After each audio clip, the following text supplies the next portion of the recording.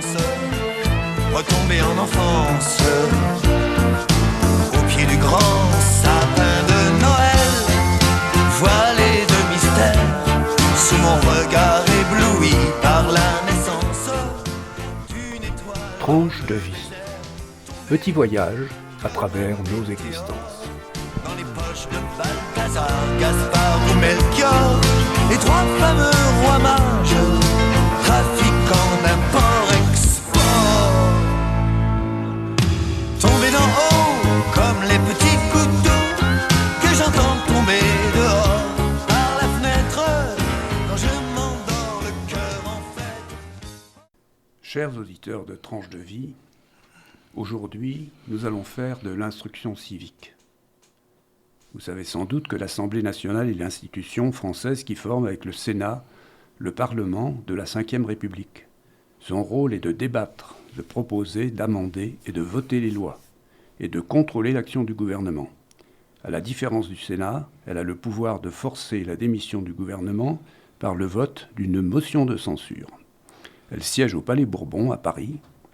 Depuis 1986, l'Assemblée nationale compte 577 membres, appelés députés, élus au suffrage universel direct, au scrutin uninominal majoritaire à 2 tours, pour une durée de 5 ans. Et aujourd'hui, nous avons la chance et l'honneur d'accueillir M. Philippe Chassaing, député de la première circonscription, qui a bien voulu venir nous parler à RLP de son métier de député. Monsieur le député, bonjour. Merci d'avoir accepté notre invitation. Bonjour, je précise, c'est pas un métier, c'est une mission. Monsieur Chassaing va nous parler de sa mission, parce qu'effectivement, quand cette nuance peut-être précise qu'on s'y engage par vocation. Alors, on se présente déjà, et puis ensuite on espère être élu. Mais pourquoi une mission ? Parce qu'effectivement, vous avez un mandat et qui court sur 5 ans, vous l'avez dit tout à l'heure, et pendant 5 ans, effectivement, vous prenez des responsabilités et vous décidez, vous faites des choix politiques qui orientent en fait la destinée de ce pays. Alors, entrons tout de suite dans le vif du sujet. Qu'est-ce qui vous a amené à briguer ce mandat et pour exercer cette mission ? Alors, initialement, je ne m'étais pas prédestiné à devenir député, mais il est vrai qu'au moment de l'élection présidentielle dernière, avec l'élection d'Emmanuel Macron, je me suis reconnu dans son programme. Voilà, un certain nombre de choses que je pouvais penser, je le retrouvais figuré dans son programme. Et donc, M. Macron a souhaité investir des candidats qui n'avaient pas forcément une longue histoire politique ou qui n'avaient pas un engagement d'élu local au préalable. Et donc, par conséquent, il a laissé la possibilité à celles et ceux qui le souhaitaient de venir s'investir dans la vie politique et puis demander à être se présenter aux élections et éventuellement être élu. Et c'est ce qui m'est arrivé avec beaucoup d'honneur. Et vous avez 47 ans, si j'ai bien compté, depuis 1972, et donc vous faites encore partie de cette majorité qui compte beaucoup de jeunes députés qui se sont engagés pour la première fois dans la vie politique. Alors il est vrai que cette élection a été particulière parce qu'on a vu arriver à l'Assemblée nationale toute une génération d'hommes et de femmes politiques qui n'avaient pas forcément un passif politique très approfondi. Et on estimait que c'était une nouvelle population et qui avait un peu chassé l'ancienne population d'élus qui avait eu traditionnellement le poste de député arrivé finalement après une longue carrière politique. Et nous étions une nouvelle génération qui sommes arrivés là avec parfois davantage de compétences techniques plutôt que davantage de compétences politiques. Alors, avant de passer aux compétences techniques, est-ce que vous pensez qu'il y a quelque chose qui vous a prédestiné ou poussé à choisir cette voie venant du métier qui était le vôtre ? Honnêtement, je pense que dans mon projet de vie ou dans mes ambitions personnelles, je savais que tôt ou tard, je souhaitais investir, prendre une responsabilité politique quelle qu'elle soit. Voilà. Alors je ne savais pas encore, j'avais pas défini totalement ce sur quoi je m'investirais plus particulièrement, mais c'est quelque chose que j'avais réfléchi parce que je trouvais que dans un parcours de vie, c'était intéressant aussi que les uns les autres puissions être à un moment en responsabilité, prendre des responsabilités pour d'autres, prendre des décisions pour d'autres, et je trouvais que c'était un honneur qu'on pouvait revendiquer, qu'on pouvait essayer de... que l'on pouvait, je dirais, poursuivre. Voilà. Cette mission, vous l'exercez, vous êtes donc un élu de ce qui est convenu d'appeler maintenant les territoires, et donc vous partagez votre temps entre Périgueux et Paris. Comment ça se passe concrètement ? Est-ce que d'abord c'est fatigant ? Est-ce que vous avez le temps de tout faire ? Comment ouais. Alors ma semaine se divise en deux, enfin trois. Le début de la semaine, en fait, je le consacre plutôt jusqu'au lundi, toute la journée, je la consacre à ma circonscription. Normalement, le mardi, mercredi, jeudi, je suis à Paris. Parfois, ça peut aller jusqu'au vendredi, si toutefois il y a un texte sur lequel je suis investi, qui exige que je sois présent à Paris, je reste un peu plus longtemps. Et souvent, donc, le jeudi, je rentre sur Périgueux et je consacre le vendredi ou jeudi après-midi, vendredi, samedi à la vie de la circonscription. Votre emploi du temps est quand même très rempli, parce que quand vous êtes ici, j'imagine que vous êtes l'objet de multiples sollicitations. Quand vous êtes à Paris, vous faites partie, comme beaucoup de députés, ou même tous, je suppose, d'une commission, qui est la commission des finances. Pourquoi avoir choisi cette commission ? Est-ce que c'est vous qui l'avez choisie, ou est-ce que c'est... Alors, initialement, on fait 3 vœux, et on m'a affecté à la commission des finances, qui était en fait la commission un peu reine, parce que c'est là où tout se décide, parce que souvent les décisions politiques sont aussi des décisions budgétaires. Et donc c'est vrai que tous les dossiers, tous les projets de loi vont passer tôt ou tard à la commission des finances, et c'est vrai que c'est un poste de vigie et stratégique très intéressant et plutôt passionnant. Cette activité à la commission des finances, elle vous prend beaucoup de temps Oui, alors là, il y a des périodes où c'est plus intense. Là, nous sommes dans la période budgétaire, effectivement. Donc, tout l'automne, c'est une période où il y a le budget doit être voté. Donc, ça veut dire beaucoup de travail, d'examen, d'amendements, mais différents textes législatifs qui a trait au budget. Et ensuite, chaque commissaire des finances, en fait, a une spécialité. Il essaie de se spécialiser sur un thème particulier parce que les sujets sont extrêmement techniques. Et moi, je me suis initialement intéressé à la question du surendettement et toutes les politiques qui mènent à l'inclusion bancaire. Ouais. Donc, c'est sur ce sujet-là que j'ai essayé d'avoir une expertise et un regard plus approfondi pour être en mesure, en fait, de challenger, par exemple, Bercy et le ministère pour essayer de faire avancer la loi dans ce domaine. Alors cet intérêt pour les entreprises, pour le fonctionnement des institutions bancaires, pour le surendettement, est-ce qu'il vous vient de votre ancien métier ou... Non, en fait, on m'avait affecté à ce sujet. J'avais fait un premier rapport sur le surendettement qui m'avait intéressé, et puis je voyais que la politique publique en matière de surendettement était plutôt une politique qui était assez maîtrisée, puisque le nombre de dossiers avait tendance à diminuer. Et puis, progressivement, je me suis intéressé à toutes celles et ceux qui étaient qu'on appelle en fragilité financière, qui représentent à peu près 3,5 millions de personnes dans ce pays.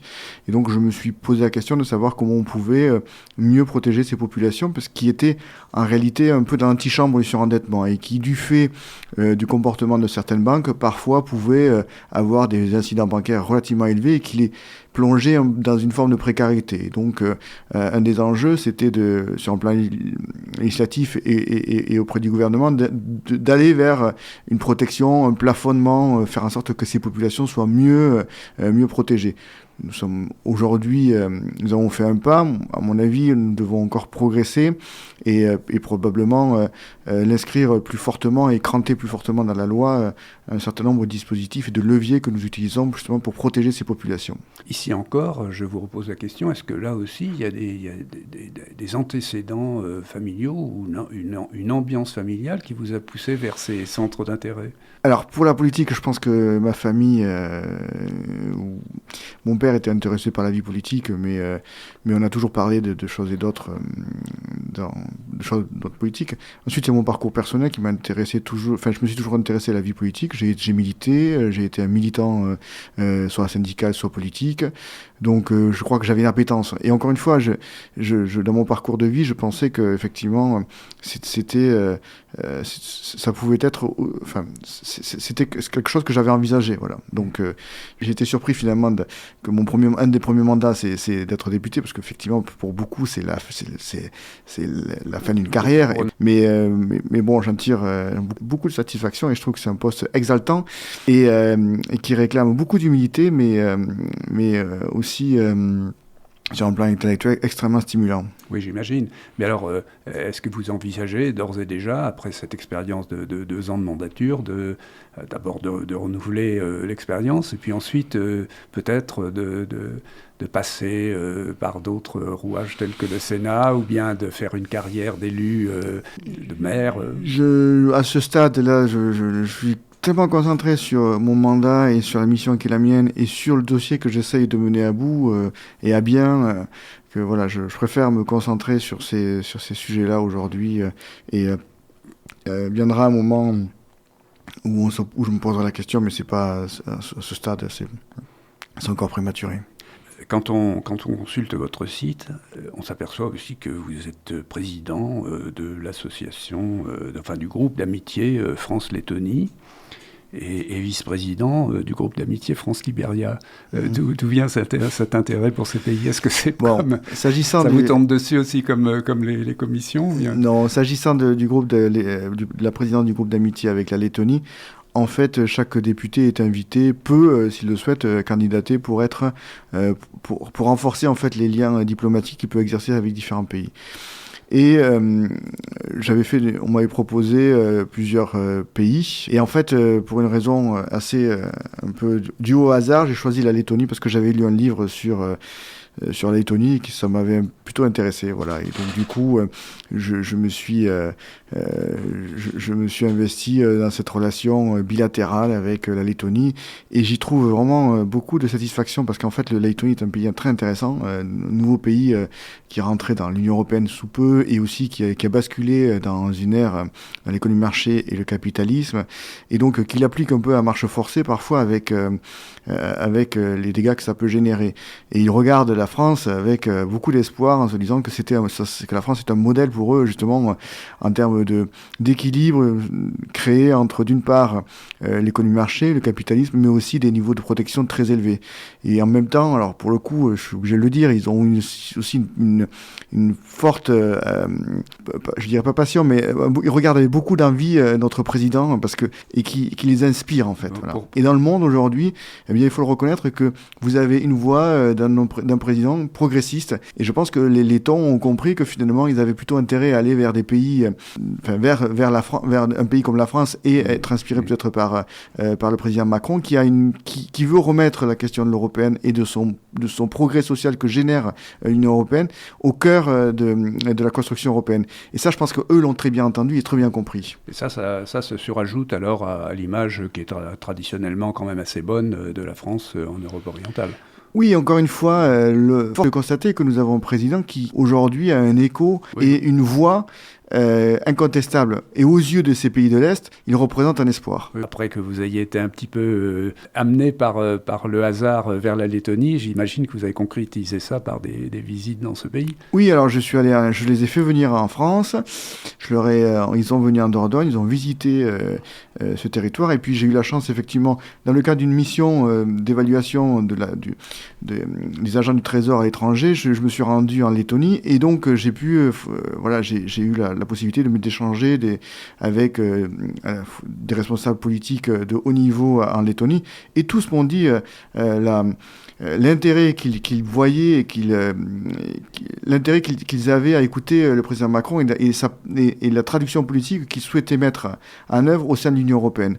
Et vraiment, on voit bien qu'aujourd'hui, de toute façon, globalement, dans les différents pays européens, vous avez une espèce de structuration politique qui fait que vous avez d'un côté des partis populistes, et puis d'autre l'autre côté, vous avez les progressistes. Et les progressistes, en fait, pour pouvoir gouverner, sont obligés de s'allier. Et c'est un peu ce qui se passe pour le macronisme, en fait, d'une certaine manière, qui allie des gens qui ont une obédience politique plutôt comme moi, de social-démocrates, avec des gens de centre-droit, et qui considèrent qu'au final, eh bien, il vaut mieux s'allier plutôt que de renforcer des partis extrémistes. Et quand on regarde ce qui fait notre pays qui a été relativement stable politiquement, c'est l'Allemagne, et qui a gouverné pendant très longtemps entre des sociodémocrates et la social-démocratie, enfin, et des personnes de droite incarnées par Merkel. Mais en fait, Merkel a inventé, de manière un peu très humblement, mais a inventé une forme de macronisme avant l'heure. Cette stabilité politique en Allemagne est le résultat aussi d'une alliance entre des gens qui viennent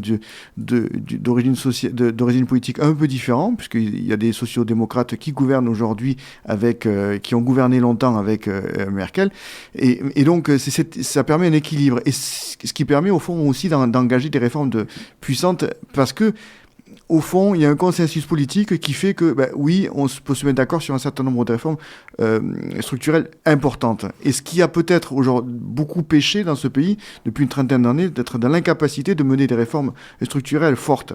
On le voit aujourd'hui avec les retraites, où, au fond, voilà, ça fait consensus au sein de la classe politique entre les gens de sociaux-démocrates et plutôt centre-droit, que cette réforme est nécessaire.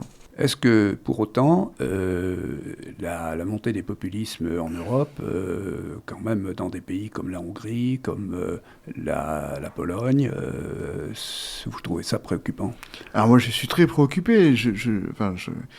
Et je loue finalement la créativité, la volonté d'Emmanuel Macron d'avoir scellé autour de lui une alliance de gens de droite et de gauche. En fait, c'est ça qui nous préserve aujourd'hui d'un gouvernement qui serait fondé sur des extrêmes. Voilà. Il ne faut pas se tromper de combat, en fait. Hein. À un moment, il faut aussi se dire, la démocratie, c'est certes voter pour celui qui est le plus proche de vous, mais ça peut être quelqu'un de relativement éloigné. D'accord ? Et c'est notre capacité à faire du consensus qui nous fera avancer. On va revenir vers vos préoccupations internationales. Le Libéria.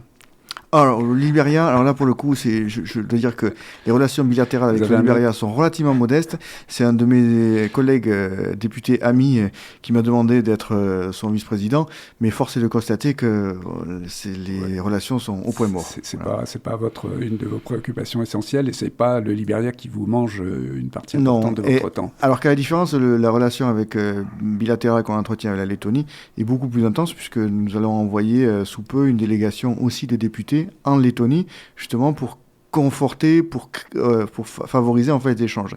Et je dois dire que en fait, je suis très modestement, mais je suis assez fier de ce que nous avons fait, parce que pendant 20 ans pratiquement, il n'y avait rien eu d'échange diplomatique de haut niveau, enfin de députés en tout cas, entre la Lettonie et la France.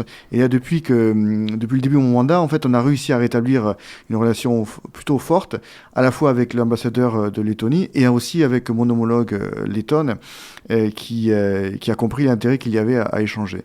Quand on devient comme vous député, en ayant finalement un passé d'activité politique relativement limité, même si vous avez milité dans des associations, vous avez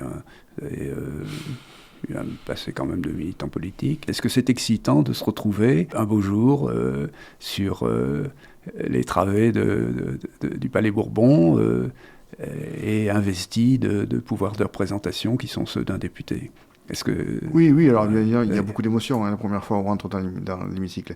Mais juste le mot limité de ma... En fait, j'ai mûri un projet de me lancer dans la politique. Voilà. C'est quelque chose qui est arrivé à point nommé, mais j'étais finalement assez prêt pour entamer une carrière politique, je dois dire. Voilà. Je ne suis pas allé la fleur au fusil en me disant on verra bien. Je pense que profondément, j'étais relativement... J'avais fréquenté un certain nombre de partis politiques, j'avais aussi été aussi militant. J'avais observé la vie politique de manière très précise, et donc je savais ce que je voulais faire et ce que je n'aurais pas fait. Et donc voilà, je me sentais assez prêt. S'agissant maintenant de l'émotion et de l'adrénaline que l'on a lorsqu'on rentre dans l'hémicycle, effectivement, on a des moments, les premières fois, c'est assez...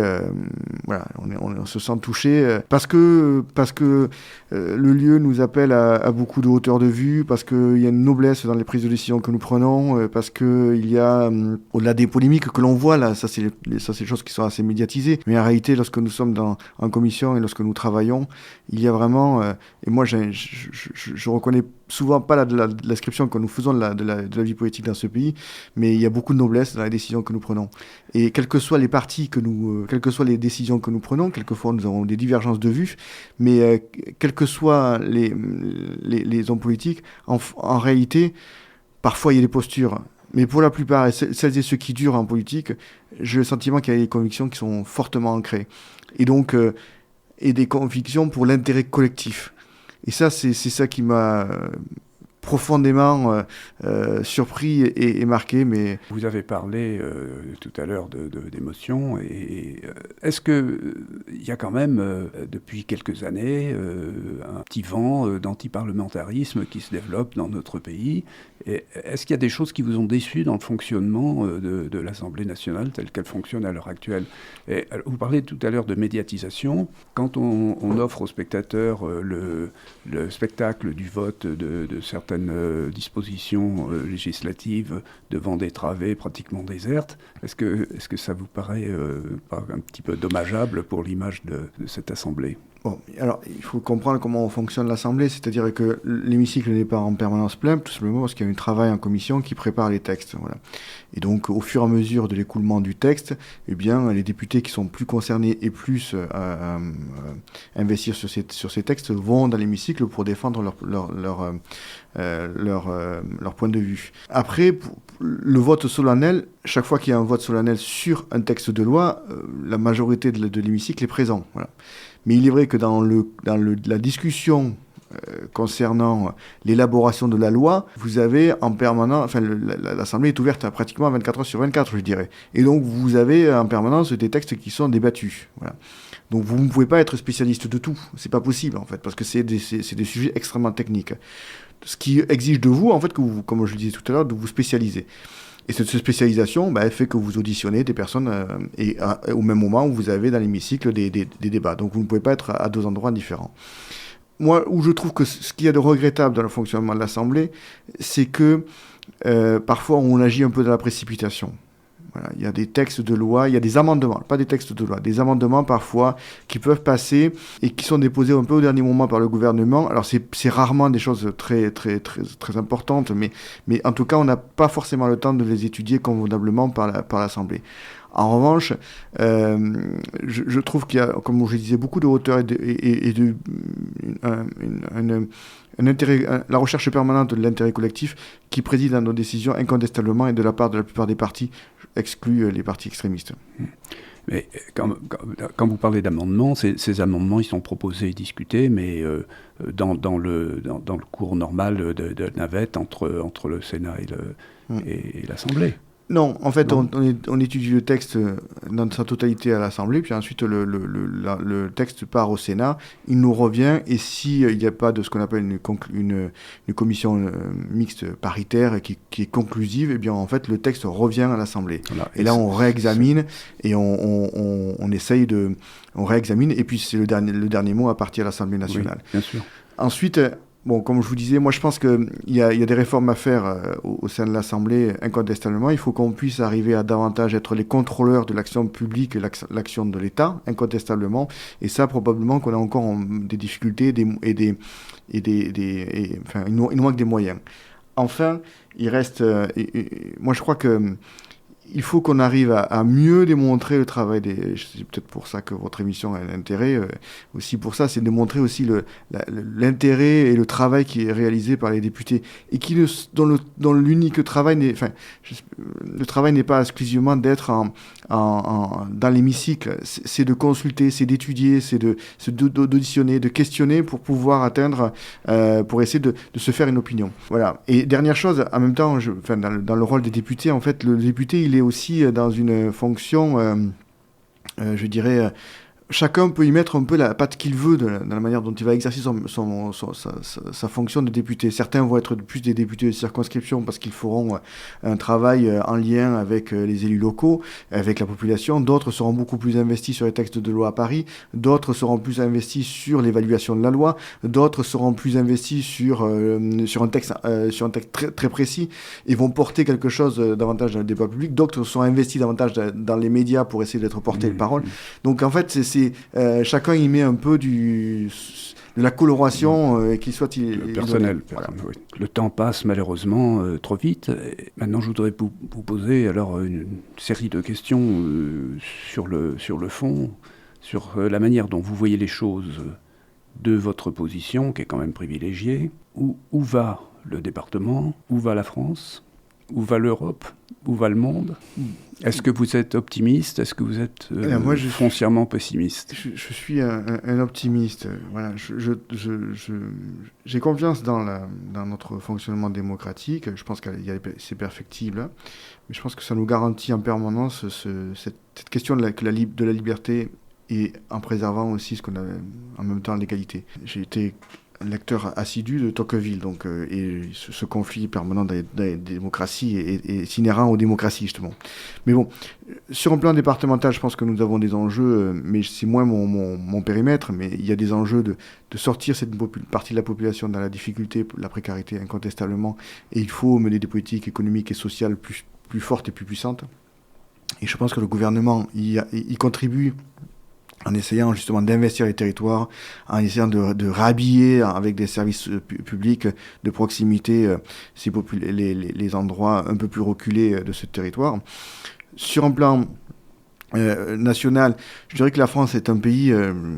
C'est un pays qui a des opportunités incroyables. Voilà, je pense que nous avons su préserver un cadre de vie, nous avons su avoir une économie qui a plutôt prospéré, nous avons la possibilité, nous avons des systèmes sociaux et éducatifs qui sont performants. Donc nous avons toutes nos chances en fait dans cette mondialisation. Incontestablement, moi j'ai plutôt confiance et je me dis qu'aujourd'hui un certain nombre d'indicateurs nous démontrent que finalement nous sommes un pays attractif, le niveau de chômage baisse, les investissements des entreprises étrangères dans ce pays augmentent, donc un certain nombre de choses le pouvoir d'achat aussi progresse, donc on voit bien qu'il y a un certain nombre de choses, des éléments plutôt positifs. Ensuite, où va le monde? Le défi de ce monde, c'est aujourd'hui de faire face à ce réchauffement climatique. Et je crois comprendre que quand même parmi l'ensemble des décideurs du monde, alors certes, il y a toujours des exceptions, mais... de taille, hein. Il y a toujours des exceptions, mais globalement, il y a une prise de conscience du fait que nous avons un enjeu devant nous. Et je voudrais juste dire deux choses là-dessus. En fait, à l'issue de la Seconde Guerre mondiale, en fait, le grand défi, c'était de sortir de la nucléarisation, en fait, qui faisait que potentiellement, s'il y avait une guerre qui éclatait, on pouvait détruire le monde. Et finalement, les décideurs de ce monde ont réussi à limiter le développement des armes nucléaires. Ensuite, ma génération, on nous demandait, on avait le risque de l'accroissement de la couche d'ozone qui faisait que les ultraviolets finalement ne seraient plus. Voilà. Et donc aujourd'hui, nous, on a un nouveau défi à notre génération, c'est le réchauffement climatique, mais à chaque fois, finalement, la réaction humaine et la réaction politique a permis de trouver des solutions. Vous croyez qu'il faut une menace comme ça, planétaire, pour faire avancer le monde après l'apocalypse nucléaire, la menace de la catastrophe écologique? On ne l'a pas cherché, mais nous sommes face à cette situation. Je sais que vos journées ont plus de 24 heures, que vos semaines ont plus de 7 jours. Est-ce que vous avez encore le temps d'avoir des passe-temps, des hobbies? Est-ce que vous avez encore le temps de passer un peu de temps avec votre famille? Alors pour moi, c'est mon équilibre. J'en ai besoin. Il faut que j'amène ma fille à l'école. Je me consacre souvent le week-end. J'essaye quand même d'emmener mes enfants tout simplement au basket ici à Chamiers. Voilà, je fais des choses très simples et j'en suis très heureux. Et ça participe à mon équilibre et surtout à ne pas perdre la tête. Voilà. Et me retrouver un peu en famille le dimanche ou faire des choses très très simples, c'est aussi ce que j'apprécie. Monsieur Philippe Chassaing, merci beaucoup de merci. ces informations que vous nous avez apportées et de cette conclusion pleine de sagesse. Et joyeux Noël. Merci monsieur. This girl is on fire.